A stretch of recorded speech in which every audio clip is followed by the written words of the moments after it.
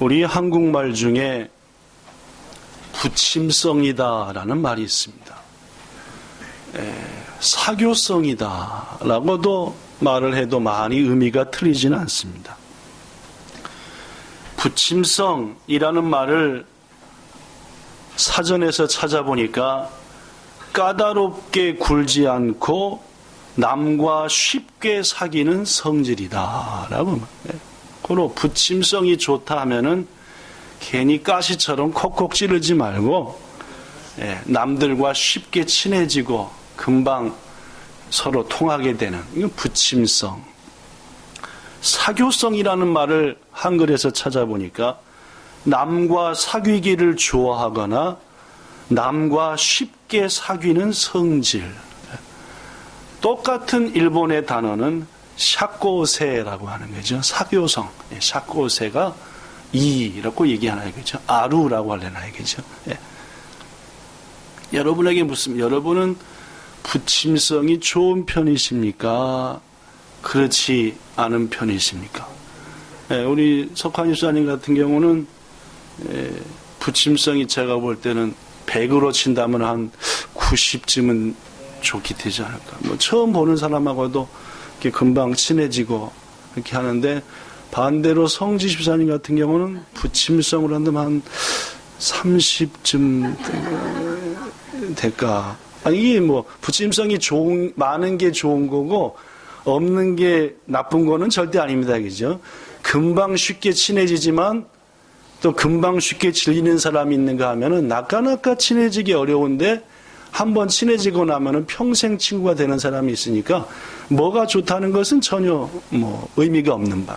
하여튼 부침성이 좋은 사람이 있고 부침성이 좀 좋지 못한 사람이 있고 그렇습니다. 대다수 부침성이 좋은 사람들의 특징을 보면은 누군가 처음 만났을 때 불과 5분이 되지 않아 나이부터 물어봅니다. 나는 몇 살 먹었는데 언니는 몇 살쯤 드셨어요? 라고 물어보죠. 그죠? 그래가지고 그 언니가 나보다 한두 살 어리면 바로 딱 말 깝니다. 그죠? 나 지금부터 언니라고 불러. 내가 잘할게. 우리 서로 잘 지내. 라고. 이게 뭐가 좋은 사람들의 특징입니까? 부침성 좋은 사람의 특징입니다. 그죠? 부침성 나쁜 사람 그렇게 벌써 다가오면은 요것이 지금 날 뭘 뺏어 먹으려고 옆에서 자꾸 뭐 언니라고 해. 동생. 왜 그럴까 하는데 부침성 좋은 분들은 또 그렇습니다. 그죠? 또 반대로 남자들도 그렇습니다. 몇 년생이세요? 물어봐가지고 자기보다 한 2년 많으면 형님으로 모시겠습니다. 제가 한번 집에 초대할게요. 해가지고 대뜸 언제 봤다고 형님이라고 그러죠. 언제 봤다고 동생이라고 하면서 이렇게 관계를 해나가는. 그래서 이런 사람들의 특징은 부침성이 좋다. 이분들이 하는 계산법은 누가 더 오래 살았냐. 내가 좀 더 살았으니까 형 할게. 당신이 좀 더 오래 사셨으니까 언니 하세요. 그런 관계로 우리 지금부터 잘 지내봐요. 라는 이런 식입니다. 즉 누가 더 오래 살았냐 혹은 밥그릇을 누가 더 많이 먹었냐 하는 계산법입니다. 그런데 여러분 이와는 반대되는 계산법이 있지요. 무슨 계산법입니까? 여기 써진 대로 지나간 세월 또한 살아온 날들의 세월의 수를 세는 게 아니라 남은 세월 또는 살아갈 날들의 세월의 수를 세는 겁니다. 내게 남은 날이 얼마인가 그 말이에요. 2011년 사회복지공동모금회라고 하는 단체가 있는데 거기에 올라온 사연을 여러분에게 하나 소개하겠습니다. 시한부 인생을 살고 있던 아버지가 아들한테 쓴 첫 편지이자 마지막 편지입니다. 사랑하는 아들 남진에게 아빠가 우리 아들 남진이에게 편지를 쓰는 것이 처음인 것 같구나. 곰곰이 생각해 보니 아빠로서 우리 아들에게 해주지 못한 게 너무너무나 많구나. 남진이가 4살 때 아빠의 계속된 사업 실패를 통해서 큰 생활계를 겪었고 결국 그러다 보니 네 엄마와의 싸움이 잦아졌고 내가 엄마한테 못 쓸 짓을 너무나 많이 했고 결국 엄마가 집을 나가고 말았지. 그래서 아빠는 아직 4살밖에 어린 너를 도저히 키울 수 없어서 할머니에게 맡길 수밖에 없었지 않니? 그런데 그것도 겨우 2년, 나이 많고 병든 할머니가 돌아가시면서 밥 하나 할 줄 모르는 내가 아직 어린 너를 돌보며 또 일도 해야 했었지. 지금 돌이켜보면 참 힘들고 어려웠던 일도 많았지만 아빠는 그때마다 마음으로 입으로 되뇌었지. 나는 우리 남진이의 아버지다. 무슨 일을 해서라도 내 아들을 지켜내야 한다. 아빠는 지난 10년을 그렇게 살아왔다. 그렇게 10년이 지나 너도 어느덧 중학생이 되었구나. 고맙다 남진아. 이렇게 멋지게 자라주어서. 남진이 네가 박태원 선수 같은 수영 선수가 되고 싶다고 수영부가 있는 고등학교에 진학하고 싶다고 했지. 그래, 멋진 선수로 활약하는 네 모습이 정말로 보고 싶구나. 그런데 남진아, 사랑하는 아들아, 우리가 함께 할 수 있는 시간이 얼마 남지 않았다고 하는구나. 사실은 너에게 벌써 말했어야 하는데 도저히 말할 수가 없었다. 아빠가 말기암, 더구나 대장암이라는 사실을. 아빠는 이미 대장의 대부분을 잘라내었고 참 고통스러운 항암 치료를 했지만은 너에게만큼은 아빠의 병에 대해서 비밀로 하기로 생각했었다. 왜냐하면은 아빠가 이 정도는 이겨내서 너를 끝까지 지켜줄 수 있으리라고 믿었었거든. 그런데 남진아, 더 이상은 안 될 것 같다.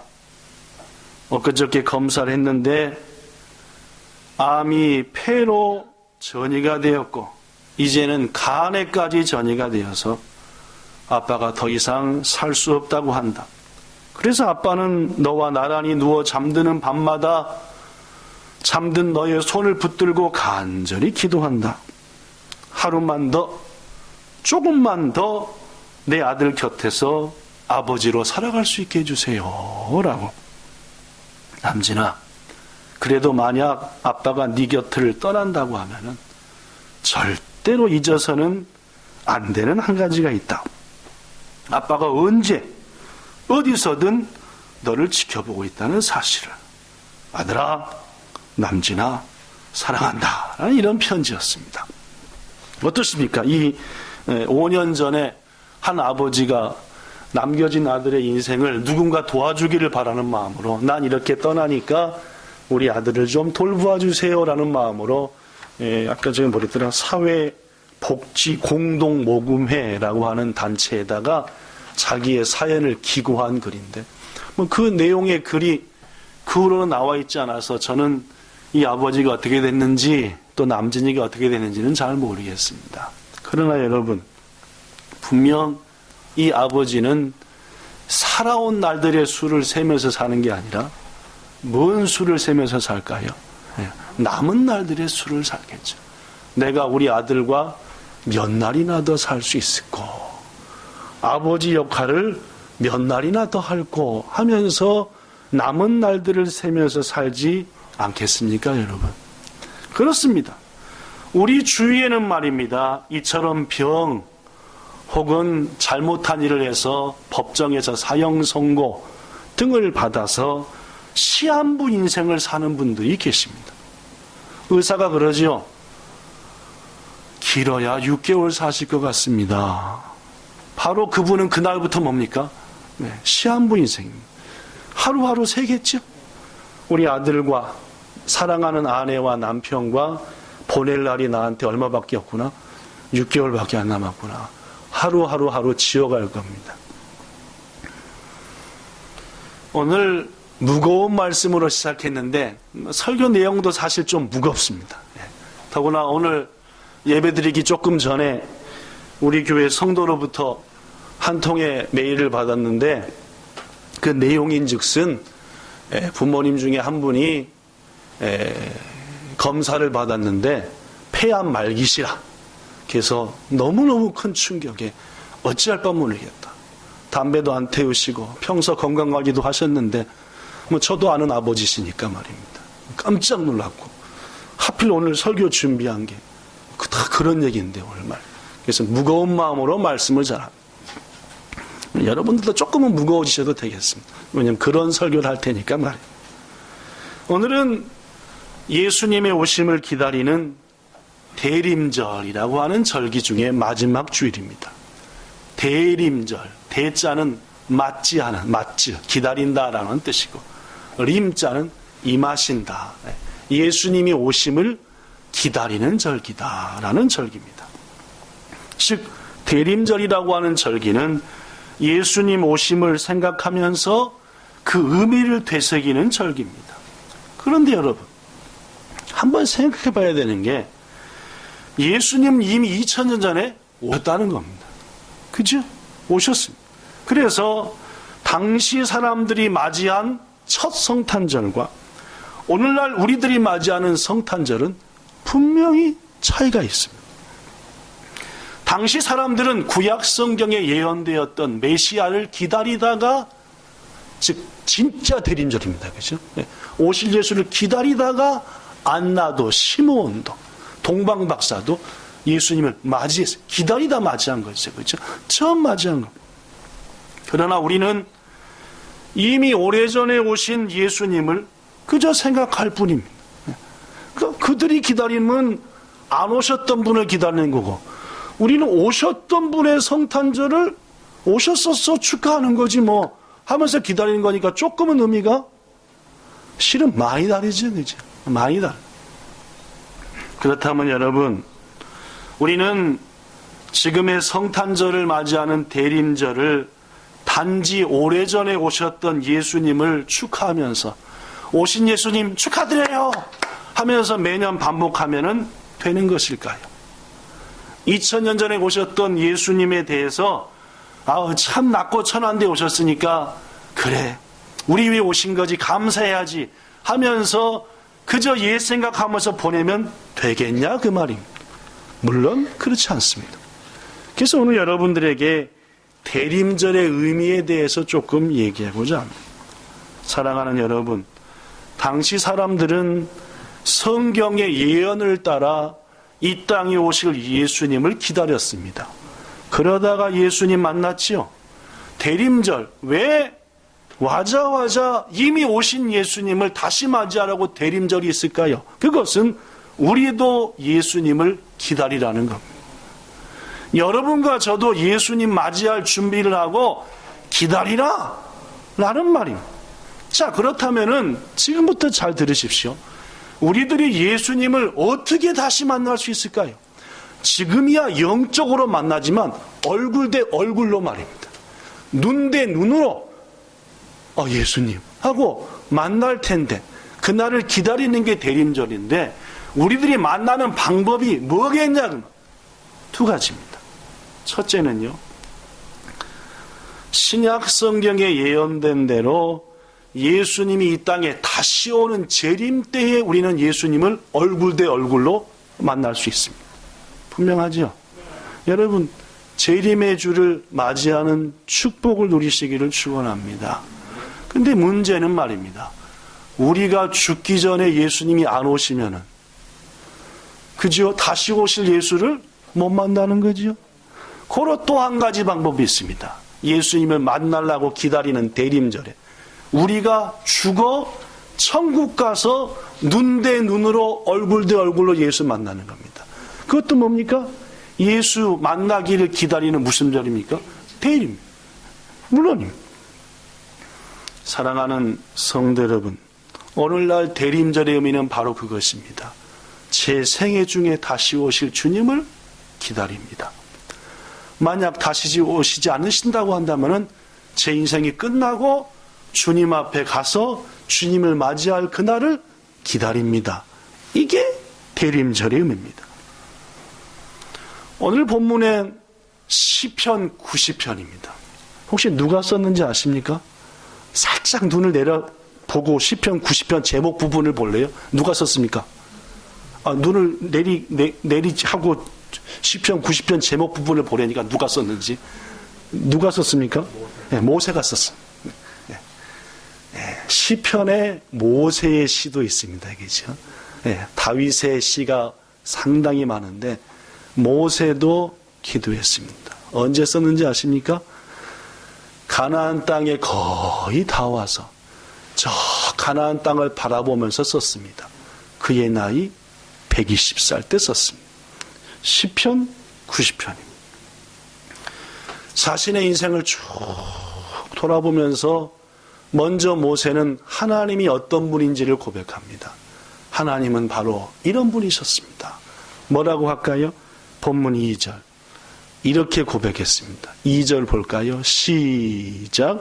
산이 생기기 전 땅과 세계도 주께서 조성하시기, 즉 만드시기 전 계속 곧 영원부터 영원까지 주는 하나님이시니. 자신의 인생 120년을 쭉 돌아보니까 금방 지나간 인생인데 자신을 사용하시고 자신이 믿는 하나님을 보니까 그분은 온 우주에 아무것도 없을 때부터 계셨던 분이셨고 그분은 세상 끝날까지 계실 분이어서 영원 전부터 영원 끝까지 계시는 분이 누구시다? 하나님이시더라 하고 모세는 죽음 직전에 영원하신 하나님을 바라봅니다. 그 다음에 누굴 바라봅니까? 자기를 보죠. 자기를 봅니다. 인간을 보죠. 어떻게 봤을까요? 본문 3절부터 6절 스크린에 있는 걸로 봅시다. 의미가 달통하니까. 주께서 사람을 티끌로 돌아가게 하시고 인간은 어디서부터 왔죠? 흙입니다. 다른 말로 하면 뭐예요? 티끌이죠. 네. 티끌. 아담이라는 말이 티끌이기도 하고 흙이기도 합니다. 먼지다 그 말. 인간은 본래부터 먼지 같은 존재였죠. 그랬다가 하나님께서 다시 어디로 돌아가게 한다? 티끌로 돌아가라 하면서 말씀하기를 너희 인생들아 돌아가라 라고. 하나님이 말합니다. 모든 인간을 향해서 때가 되었다. 이 땅에서의 네 삶이 이제는 끝날 때가 됐다. 준비하라 라고 말씀한다. 이 말이 지금 누구에게 들려오고 있습니까? 모세에게 먼저 들려오고 여러분과 저한테 들려오는 겁니다. 그들은 잠깐 자는 것 같으며 인생이 그렇다 그 말입니다. 아침에 돋는 뭐 같습니다? 풀 같습니다. 푸른 아침에 꽃이 피어 자라다가 저녁에는 시들어 마르는 것처럼 인생이 지난 120년 내 인생을 돌아보니까 풀이 피어오르는 것 같은데 그새 마르는 인생이 됐습니다. 그리고 본문 10절에 모세는 이어서 말합니다. 시작. 우리의 연수가 70이요 강건하면 80이라도 그 연수의 자랑은 수고와 슬픔뿐이요 신속히 가니 우리가 날아가나이다. 하나님은 영원부터 영원한 분이지만은 이 땅에는 모든 인간들은 70이요 건강이야 80인데 그나마 그 인생도 수고와 슬픔밖에 없고 지금 돌아보니까 더구나 순식간에 와버렸으니 제 인생이 아니 이 땅에 사는 모든 사람의 인생이 꼭 날아가는 것 같습니다. 그렇죠? 여러분들 가운데 젊은 분들은 잘 못 느꼈지만 이런 말 있지 않습니까? 20대면 20km로 인생이 가고 30km면 30km로 가고 저는 50대니까 50km로 달리고 있고 70대 분들은 70km 달리고 얼마나 빨리 가는지. 그렇죠? 김정수 성도님 얼마나 세월이 빨리 가는지. 그러니까 말이야. 이제 모세는 그 짧은 인생을 돌아보면서 자신의 인생이 얼마 남았지 않았음을 직시하고 이렇게 말합니다. 본문 12절 주님 우리에게 우리 날 계수함을 가르치사. 여기서 우리 날은 남은 날입니까? 지나간 날입니까? 도전입니다. 하나님 이제 우리에게 남은 날이 얼마나 되는지 계수가 뭡니까? 세는 것.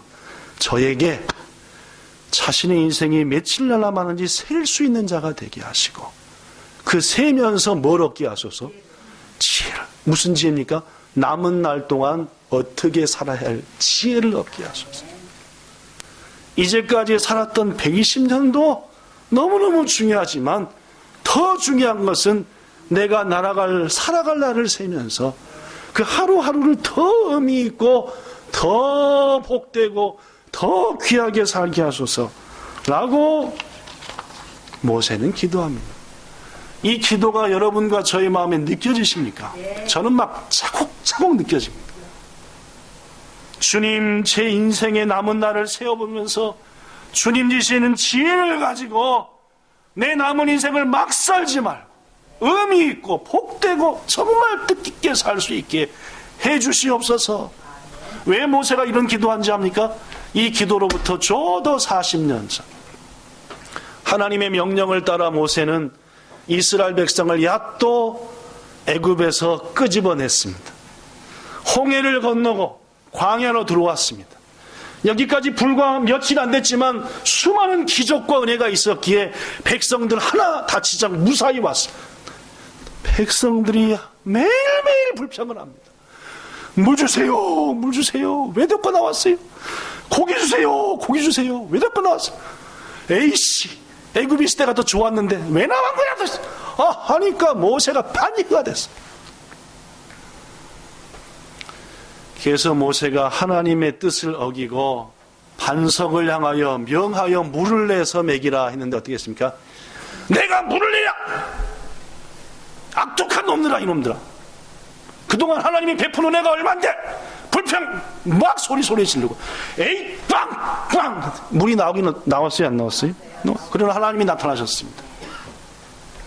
하나님이 뭐라고 말씀했습니까? 이렇게 말씀했지요.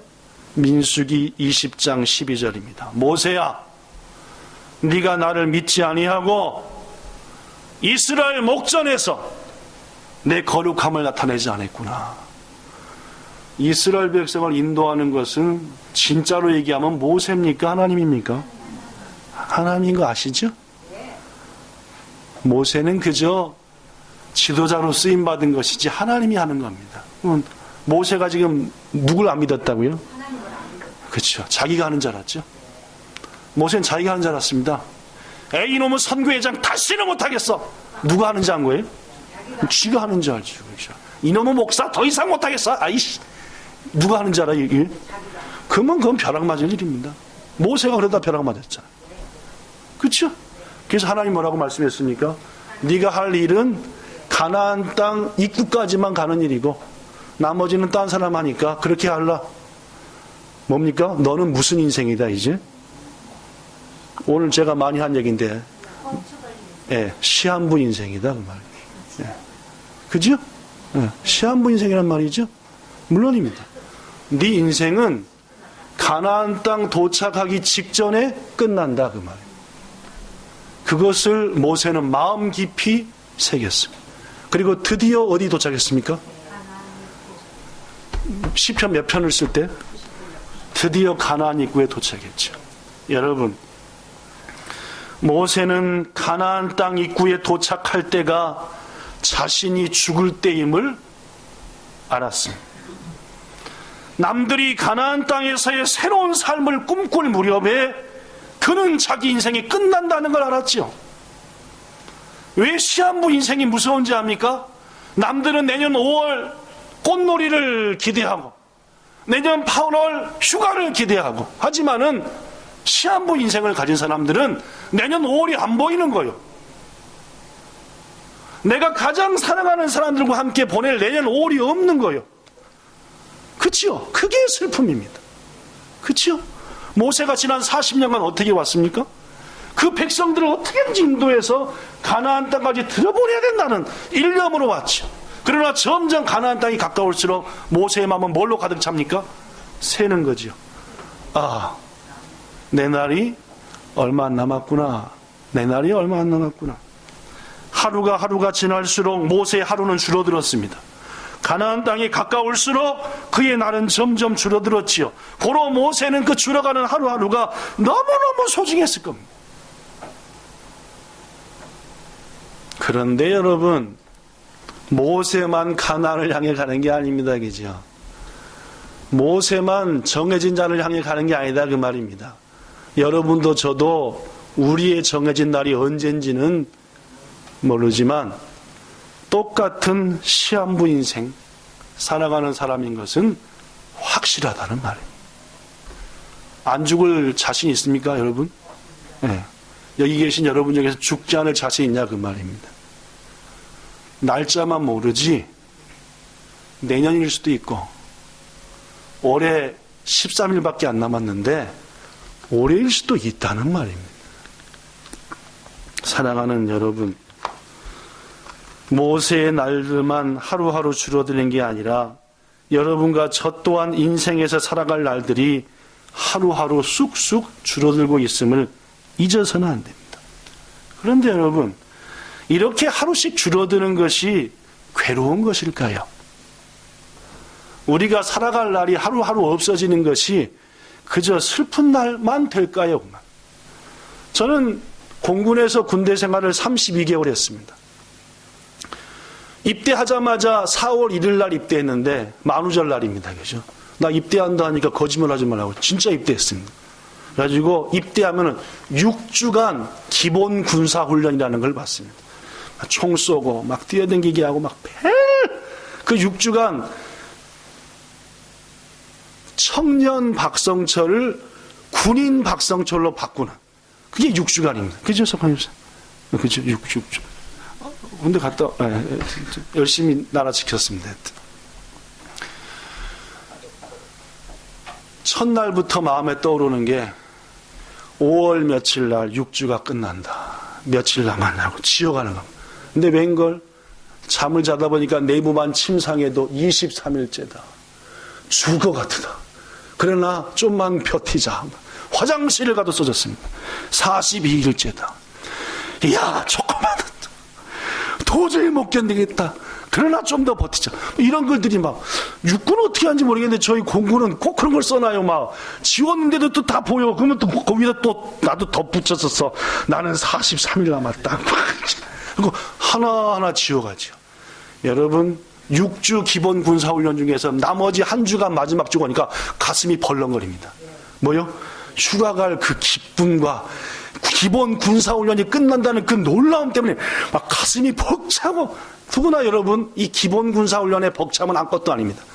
이제 제대 말년 병장이 되니까 32개월을 드디어 끝내가는 마지막 32개월째가 되니까 나가서 뭘 할까. 뭐 저는 저 대학교 복학하면 되니까 뭐 걱정도 없고, 복학하기 전에 몇 개월 동안 뭘 하면서 놀을까? 올 크리스마스는 얼마나 멋있을까? 딱 제대해가지고 사모님 딱 만나서 딱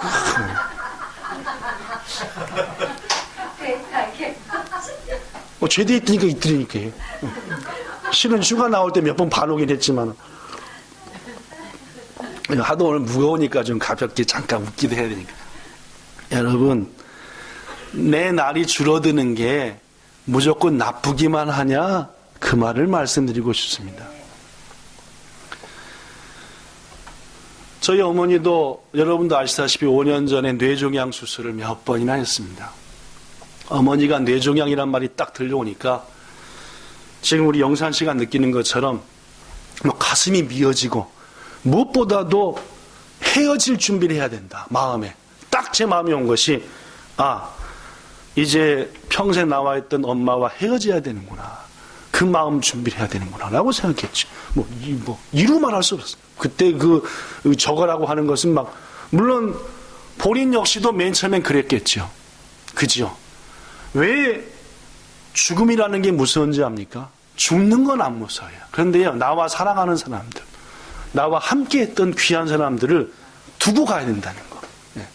그들을 좀 더 살피고 아끼고 그것이 아픔. 사랑하는 성도 여러분, 저희 어머니도 맨 처음에는 그것이 너무너무 충격이었는지 어려웠지만은 오히려 모세처럼 남은 날들을 세는 겁니다. 남은 날들을 세어보면서 이 남은 날들을 얼마나 아름답게, 얼마나 귀중하게 살까. 한이가 김치를 담아대고 안 보내던 그때부터 음식이 날라오기 시작하는데 왜냐면 본인이 더 이상 아들에게 김치 담궈준 것을 못하기 전에 그거 담가주자 해가지고 막 김치 날라와 뭐 막 70대 때로 날라오기 시작하는데, 제가 일본 와서 15년간 아무것도 안 나오던 게 그때부터 막 날라와요. 그 마음 여러분도 아시겠죠? 네. 그게 누구의 마음입니까? 부모의 마음인가 동시에 자신의 인생을 몇 날 앞둔 모든 인간의 마음입니다. 아시겠습니까? 사랑하는 여러분, 이렇게 사시기 바랍니다. 이렇게 사셔야 됩니다. 여러분의 인생이 평생 엄청나게 남은 줄 알고 의미 없이 허비하며 살지 말고 한번 따져봐야 됩니다. 한국 교회 역사상 무교회주의로, 즉 교회가 필요 없다, 교회는 사회 참여해서 사회를 바꿔놔야 된다 했던 류모 목사가 있습니다. 이름은 얘기하지 않겠는데, 그분은 1956년 어느 날을 자신의 죽는 날로 정했습니다. 왜 그런지 압니까? 그날을 정해놓고 하나하나 세어가면서 바르게 살아야 된다, 온전히 살아야 된다. 그분한테 배울 점은 딱 그겁니다.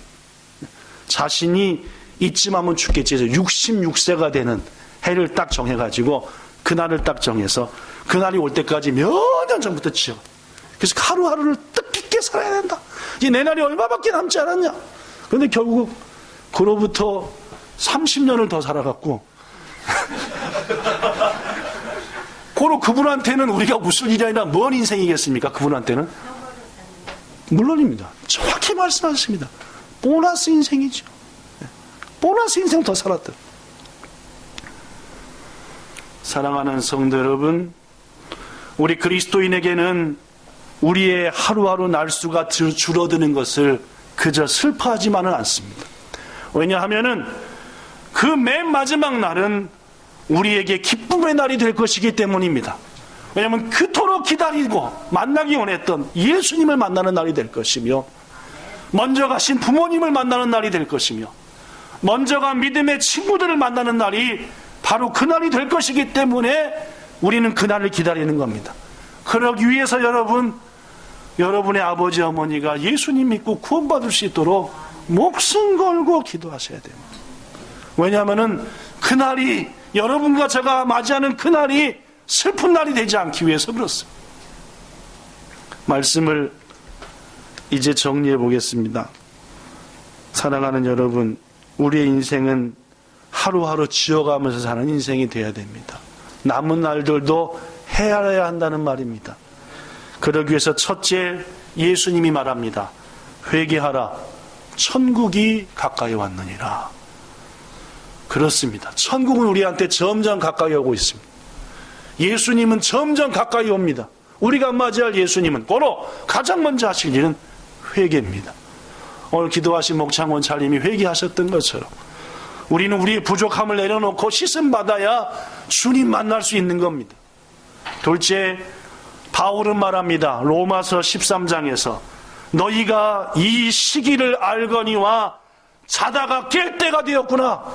즉 인생의 깊은 잠에 빠졌는데 깨어나라 이 말. 주님 앞에 설 날이 가까웠다. 어찌 그렇게 허송세월하느냐 그 말. 밤이 깊고 낮이 가까웠으니 이제 어두움의 일을 제발 벗어버리고 빛의 옷을 입어라. 나처럼 단정해 가고 방탕하거나 술 취하지 말고 음란하거나 호색하지 말고 싸움질하지 말고 시기하지도 말고 예수님으로 옷을 입어서 더구나 육신의 일을 위하여서 정욕을 위하여서 하지 말고 네 날이 멀지 않았으니 하나님의 영광을 위해서 살라라고 말합니다. 히브리서 기자는 말합니다. 모이기를 피하는 어떤 사람의 습관처럼 하지 말고 주님의 날이 가까울수록 더욱더 모이기를 힘쓰라라고 말해요. 여러분과 저의 인생 멀지 않았습니다. 예배 잘 드리시기 바랍니다. 예. 주의 날은 주의 것이니까 예배 잘 구별해야지 갑자기 주님 오라 부르셔서 딱 서갖고 너 지난해에 주일 몇 번이나 빼먹었냐라고 물으시면은 뭐라고 핑계를 대시겠습니까? 주님이 다 알아보시십니다. 네 번째, 빌립보서 4장 5절에 보니까 너희 관용을 모든 사람에게 알게 하라. 주께서 가까우시니라. 주님이 곧 너 앞에 오시니 너의 관용을 옆에 사람이나 모든 사람에게 알게 하라. 마지막으로 아무리 힘들어도 끝까지 믿음을 지키라. 야고보서 5장 8, 9절 너희도 길이 참고 마음을 굳게 하라. 주님이 가까우시니라. 형제들아 원망하지 말아라. 심판을 면할 것이다. 보라 심판주가 네 앞에 문 앞에 계시니라. 주님 만날 날이 많지 않았음을 우리는 항상 기억해야 됩니다. 아무리 신앙생활 힘들어도 주변 사람의 방해가 거세도 인내하며 믿음 지켜야 합니다. 결론의 말씀은 어느 기도문을 소개하면서 마치겠습니다. 잃어버린 것들에 애달파하지 않게 하시고 살아있는 것들에 너무 연연해하지 않게 하시고 살아가는 일을 탐욕 가운데 보내지 않게 하시고 주님 나의 나됨은 버리고 오직 주님만이 내 안에 살아계시는 그런 오늘이 되게 하소서. 주님 가난해도 비굴하지 말게 하시고 부유하다 해서 오만하지 않게 하시고 모두가 나를 떠난다 해도 외로워하지 않게 하시고 혹 억울한 일을 당했다 해도 원통하지 않게 하시고 가장 소중한 것들을 잃어버렸다 하더라도 절망하지 말고 오늘 살아있음에 감사하면서 내가 지금 살아있다는 사실에 감격하는 그러한 오늘이 되게 하소서. 주님 누더기를 걸쳐도 사랑의 말씀을 들고 나아갔던 요한처럼 저도 당당하게 하시고 가진 것을 다 잃어버렸지만은 하나님을 찬송했던 욥처럼 저도 오늘 하루 하나님을 찬송하게 하시고 천하를 다 얻고도 자신의 죄로 인해 하나님 앞에 엉엉 회개했던 다윗처럼 회개하는 더 넓고 더 큰 폭으로 넉넉히 사랑 나누며 사는 오늘 저의 하루가 되게 하소서라는 그러한 기도입니다. 주님 만날 날을 손꼽으면서 남은 날들의 숫자만을 자랑하지 말고 모세처럼 주님 저에게 지혜를 주세요. 어떻게 살아가야 될지요 하여 응답받고 멋지게 살아가 곧 주님이 부르실 때에 주님하고 껴안고 감격히 우는 여러분과 저 꼭 되기를 예수님 이름으로 축원합니다. 좋으신 하나님, 인생이 70이요 혹 건강하면 80이라도 얼마나 빠르게 가는지, 더구나 그 인생을 돌이켜보면 수고와 슬픔밖에 없는 게 우리의 인생입니다. 우리 주위에는 정해진 죽음의 날을 바라보면서 떨림으로 사는 사람들이 많습니다. 그러나 그분들이 무작정 불행한 것만은 아닌 것은 그들은 준비할 마음을 가질 수 있기 때문입니다.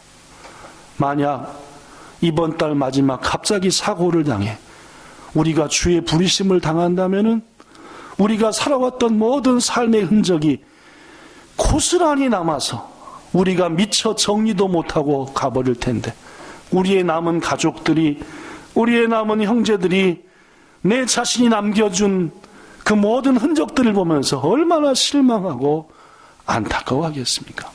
그러나 만약 우리에게 주님 앞에 갈 날이 정해져 있다고 한다면 우리는 깨끗이 정리하고 단도리하고 그리고 청소하고 그날을 의연히 맞이할 것입니다. 우리 사랑하는 본향의 성도들 자신들 모두가 시한부 인생을 살고 있음을 잊지 않게 하시고 그렇게 지혜롭게 살게 하여 주시옵소서. 물론 죽음만을 생각하며 매일매일 떨며 사는 것은 가장 미련한 행동인 것은 압니다. 그러나 그날을 기다리며 사는 것은 오늘 하루를 더 멋지게 살아야 되지 않은 결심이며 기도가 아니겠습니까? 믿음을 가진 사람에게 죽음은 끝이 아니라 주님과의 만남이며 새로운 시작이오니 우리 본향의 모든 성도들에게 죽음에 대한 바른 개념을 갖게 하시고 용기 내어 그날을 뜨거운 마음으로 맞이할 수 있는 우리 모두가 되게 하시되 우리의 부모님들에게는 아직 믿음이 없는 분도 계시고 큰 병으로 우리의 기도가 없이는 안 되는 부모들도 많이 있습니다. 특별히 오늘 소식을 들은 우리 영산 형제 아버지는 갑작스러운 소식을 통해 무엇보다도 본인 아버지가 그리고 사랑하는 가족이 얼마나 충격이며 놀랍고 안타까운 일인지 참으로 마음 깊이 저렵게 느껴집니다. 위로해 주시고, 그러나 하나님, 생사복을 주관하는 분이 하나님이시고 혹 우리의 삶의 마지막이 정해진 것이 불행한 것만은 아니라는 사실을 분명히 마음속에 느끼며 하나님 안에서 가장 멋진 인생을 장식하며 마무리할 수 있는 귀한 가족, 우리들 모든 본향 성도들 되게 하시되 그러한 넓은 마음, 깊은 마음 가질 수 있도록 무엇보다도 아버지의 마음을 붙들어 주시기를 간절히 원합니다. 우리 영산 성도에게 큰 믿음을 주시고 우리 모두에게 은혜를 주시고 이제 금식하며 성도들이 돌아가면서 기도하여 기적을 기대하오니 히스기야에게 15년의 연장의 생명을 주신 주님께서 귀한 가정에 이 기적으로 응답하사 하나님의 놀라운 역사 가운데 보너스 인생을 살아가는 축복이 그 가정과 우리 부모 형제들에게도 있게 되기를 간절히 기도합니다. 주 하나님, 오늘 이제 금년 13일 남은 날을 보내고 있습니다.